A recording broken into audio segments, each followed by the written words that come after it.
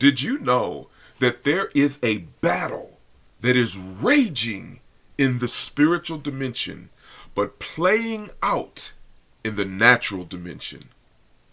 In this video, we will discuss the spiritual battle between the kingdom of light and the kingdom of darkness, and how it affects and involves each of us every day. You don't want to miss this.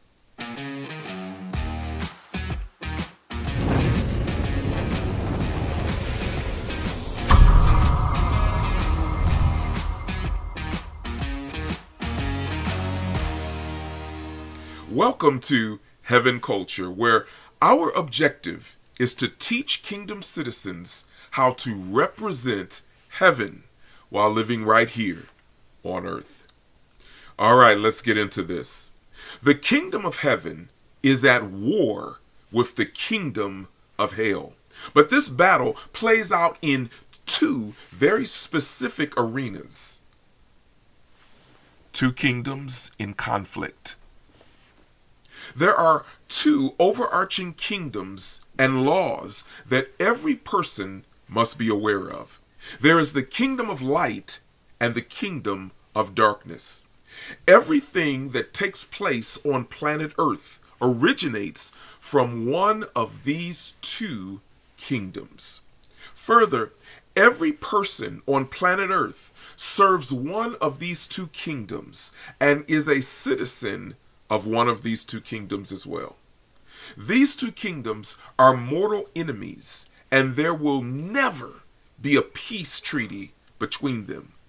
These two kingdoms are diametrically opposed to one another, as is indicative of light and darkness. They are polar opposites of one another. The spiritual war between light and darkness. Since the beginning, in Genesis, when Adam and Eve rebelled against God, there has been a battle raging for the control and dominance of planet Earth. On the one hand, God created the earth and owns it by right of creation.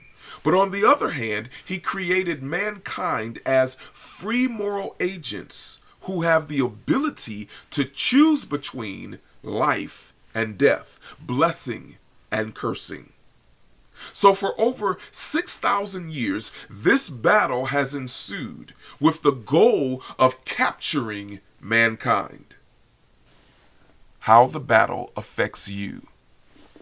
Once Adam sinned, and in so doing sided with Satan, because he was a spirit being living in a natural body, he received the spiritual nature of his new master.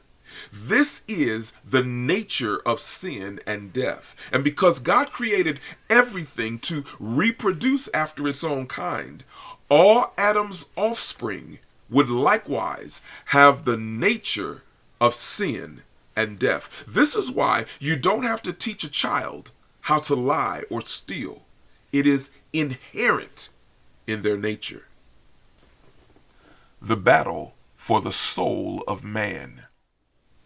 So this battle raged for the soul of man, and it seemed that God was on the outside looking in. Even though he owns everything by right of creation, he gave earth to Adam and Eve and their descendants.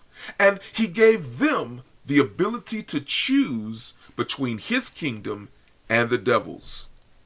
You can see this battle playing out when Cain killed Abel. You can see it when fallen angels mated with human women to create a hybrid race of beings that would eventually have so polluted the human race that redemption would not have been possible.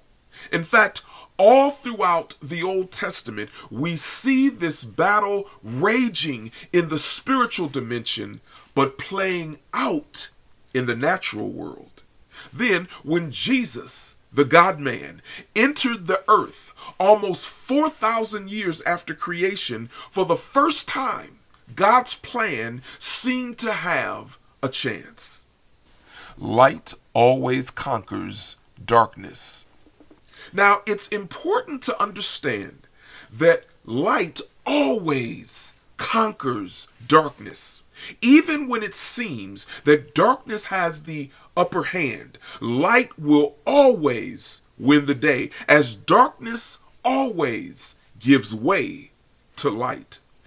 So no matter how dark the darkness is, it might be dark in your life right now, just like there is darkness in the culture where good is called evil and evil is called good.